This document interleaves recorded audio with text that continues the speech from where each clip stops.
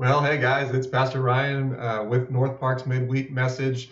Grateful that you're joining us once again, and I just want to give us a brief midweek message this week. We're going into Christmas, and I don't really want to take up much of your time this week, but I know everybody's kind of got a lot of things going on. But I wanted to kind of give us some holiday help, and seems to be going around in our church where there's been a lot of helpful things that have been coming out, a lot of helpful content, timely for this holiday season, for this Christmas season, and I just want to kind of do my part with that, Lord willing, and teach you what God's been teaching me this Christmas season. This is just going to be more kind of a devotional content right here that I'm going to teach, and I think it will be really helpful to you as it's been helpful to me.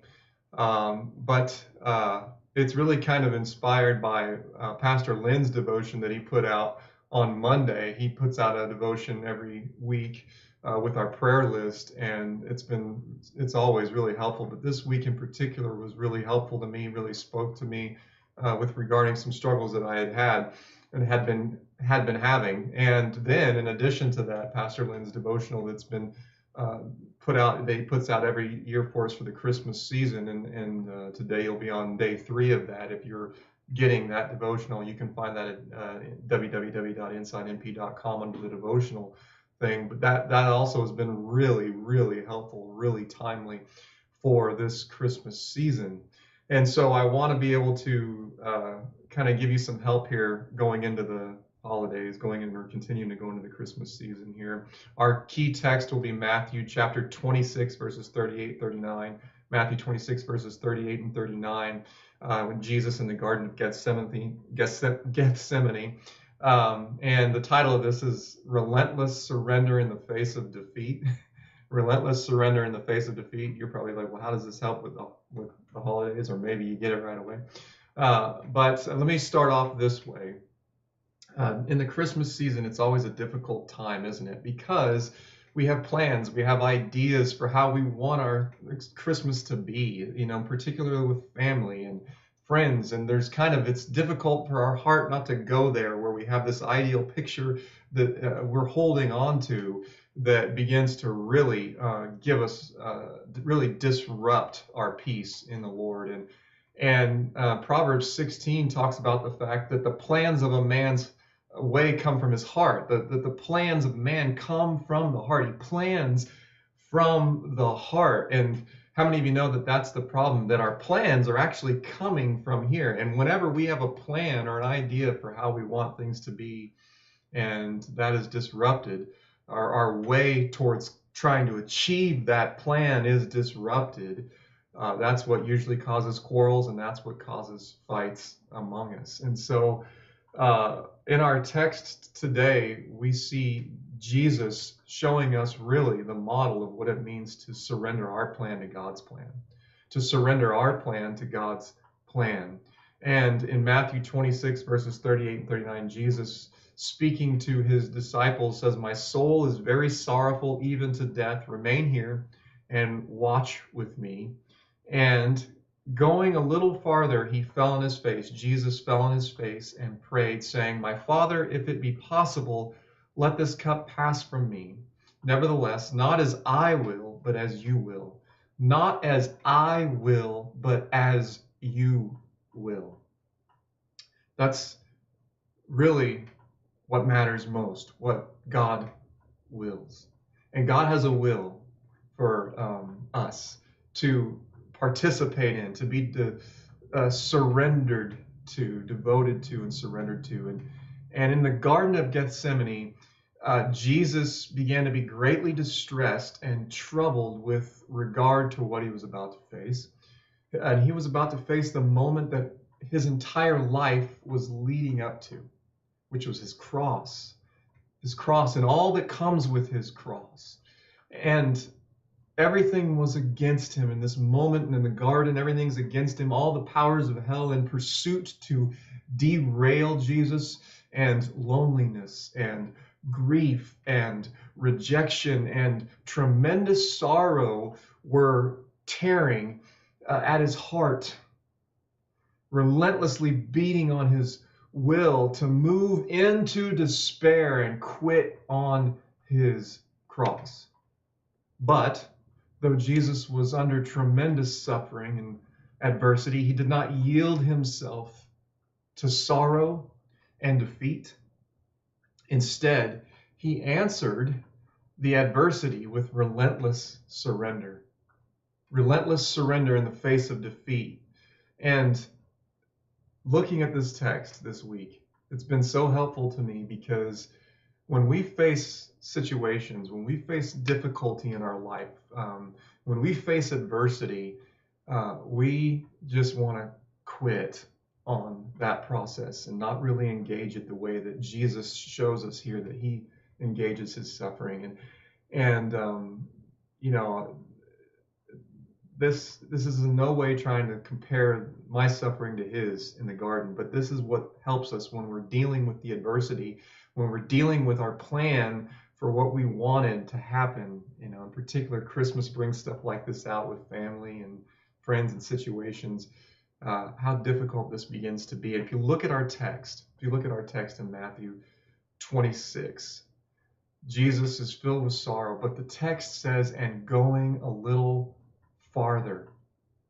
That just stood out to me this year more than it ever has. And going a little farther. That's a tremendous set of words right there in the text, because though Jesus experienced tremendous sorrow and resistance, he didn't shut down or shrink back from the moment, but he went a little farther. He went a little farther. He went towards the adversity. He went towards the suffering. He went towards his Father's will. And can that be said of you and I? Or do we tend to shrink from the moment? You know, the moment of adversity hits and we shrink and hold back. But Jesus continued moving forward, going a little farther, the text says. And what happens? Well, in going a little farther, he fell on his face and prayed. He fell on his face and prayed, the text says. And Jesus did not neglect his prayer closet at a most crucial time. He went a little further in prayer. And spiritual momentum builds when we do that. You know, spiritual momentum was building in him to deny himself and take up his cross to accomplish his Father's will. And Scripture says in the days of his flesh, Jesus offered up prayers and supplications with loud cries and tears to him who is able to save him from death. And he was heard because of his reverence, Hebrews 5:7. I love what John Trapp says about this. These prayers, most ardent requests, uttered with deep sighs and hands lifted up in manifold moans in a most submissive and surrendered manner. And Jesus was heard. And you need to realize how significant that is. Does it comfort you more that your prayers are heard or that your request is granted? Have you been praying for things to be different this year and you've been setting your hope for that prayer request to be granted, but you're not taking any comfort in the fact that your prayers are heard? Jesus' prayers were heard because of his reverence for his determination to please God, to do the Father's will. And does it comfort you that your prayers are heard? Is that your goal, in other words? Because he says, this is his prayer. My Father, if it be possible, let this cup pass from me. And we know that the Father didn't save his Son from suffering and death. He had the power to save his Son from suffering and death. But Jesus' prayers were heard, but his request not granted. And this is the climax of Jesus' spiritual battle, where we see he willingly submitted to drinking the cup of suffering to the dregs. But Jesus didn't get stuck weakening and worsening in his sorrow as if he were some reluctant participant in the will of God and the Father's will. Rather, he grew strengthened He was strengthened to drink the cup. He was strengthened to give his life in service to the cross and the salvation for those for the elect, and surrendering himself all the more to the Father's will. Philippians talks about the fact that he emptied himself and took on the nature of a servant, humbling himself even to the point of death. He was strengthened. And have you ever been weighed down by a sorrowful soul because you knew what God was requiring of you? You knew what he required of you, and now it's a matter of the will, isn't it? Your will is being overcome by what seems to be uncontrollable circumstances leading to what looks like certain defeat. I'm going to suffer in this. And do you surrender yourself then all the more? Do you go a little further? Or do you fight God on this? Do you fight him, wanting to see your plan come to pass, your outcome, your result? Look to Jesus. Look to Jesus. Hebrews chapter 12, verse 2, who for the joy that was set before him endured the cross, took up his cross, and despised the shame, and is seated at the right hand of the throne of God. So what happens? Well, Jesus prays for the cup to be taken from him, but then, nevertheless, he says, not as I will, but as you will. Not as I will, but as you will. So this could literally be translated, not as I desire, but as you desire. Jesus trusted his Father all the more when his prayer for the cup to be removed was not answered, not to be taken away, in other words, and surrendering our desire, what we want to see happen, to another's desire. That is our greatest battle, isn't it? To lose our desire for the sake of another's. That is our greatest battle because it involves trust. It involves fully trusting in losing my control. I don't get to see what happens the way I want to see it happen, but now I am deferring that. I'm giving that away. And it involves trust because Jesus fully trusted in his Father's care, in the plan and the will of God. And 1 Peter 2:23, when he was reviled, when he's in the middle of his cross, when he was reviled, he did not revile in return. When he suffered, he did not threaten, but he continued entrusting himself to him who judges justly, to his Father. And Jesus entered into his suffering of his cross willingly to accomplish with joy the will of God, to the praise of his glory.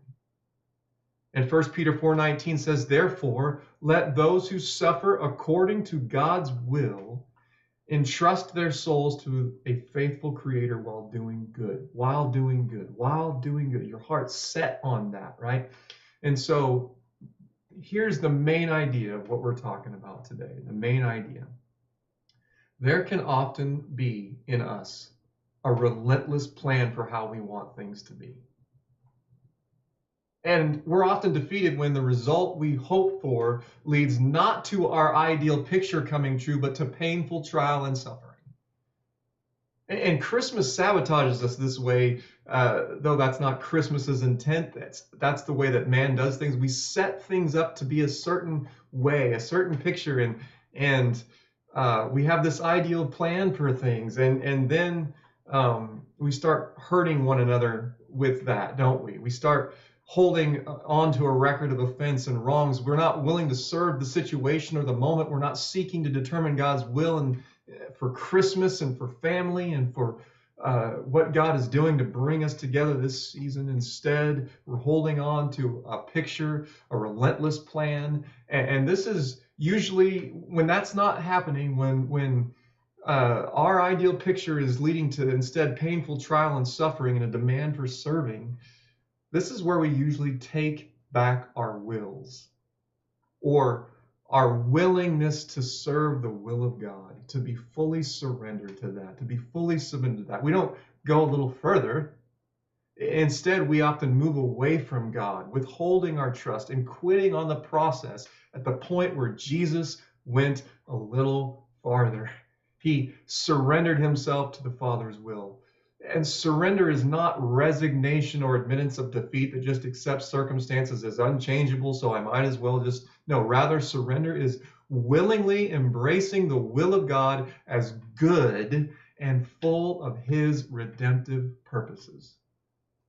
It's coming to a place where, with joy, we desire to do our Father's will. Psalm 37:4. And surrendering our will or our plans to God's plan will likely result in suffering. But that's been the thing you've been avoiding, isn't it? You've suspected surrendering your will to God's plan will likely bring personal loss and almost certain suffering. So now your soul might be very sorrowful with what you're facing in your life, but I doubt you're facing on the level the amount of resistance and suffering Jesus faced to take up his cross. And the sorrow your soul is likely filled with is the defeat of your own plan, the defeat of your own control, letting go of what you covet and cannot obtain, right? The defeat of your own ability to see the result that you desire. It feels as if you're now at the mercy of your circumstances and the ungodliness of the moment surrounds you. Feels like it does, and it starts to defeat you. And what do you do when that starts to hit the way it hits, especially during the Christmas season? Go a little farther. Go a little farther. Surrender yourself all the more. Fall on your face and pray. Ask God if it's possible for things to be different. There's no sin in that. There was no sin in Jesus asking if it was possible to take the cup, remove the cup. But don't set your heart on your desired outcome, or you set your will against God's. And God opposes the proud. I love what Pastor Lynn's devotion Monday says as at the close. So helpful. Lynn asks in his devotion, listen to this, is it tough for you to surrender your will to God? Is it scary? I suggest the following important action, he says. Express that difficulty and or fear to God and do it in a way that moves you the proper direction. Go a little farther. Say to God, Father, I want your will, but I'm afraid. Help me desire your will most.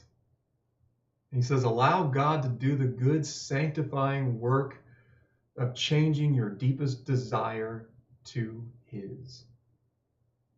To his. Jesus faced great suffering and adversity to take up his cross, and often we quit on the slightest suffering, we quit on the slightest adversity. Go a little farther this Christmas. Serve one another. Serve the situation. Serve the moment that God has placed you in with your family and friends. Don't get so hung up on the old wounds and the past hurts and the things that you want to see and the ideal picture that you want to have. Spend this Christmas time, this season, looking to Jesus, who for the joy set before him endured his cross. And literally wash feet this Christmas, serve one another, and find that the joy of the Lord is your strength. Find that delighting yourself in the Lord does something to your heart that you could never do by trying to arrange for that ideal picture. I really want that for you. That's something that God is teaching me, and I hope that this has been just a little helpful to you for this Christmas season. And praying for you, and hope that you do have a good Christmas together. And as always, really want to encourage you to watch our online content and make sure you're tuning in Sunday, 10 a.m. This is a special Sunday. We're going to have our Christmas service 10 a.m. and then our Christmas Eve service the same day, this Sunday. So 6:30 Christmas Eve, and would love to see you there. And also make sure that you're tuning into the life group questions for last week's service, for Jonathan Kaufman's message or youth messages.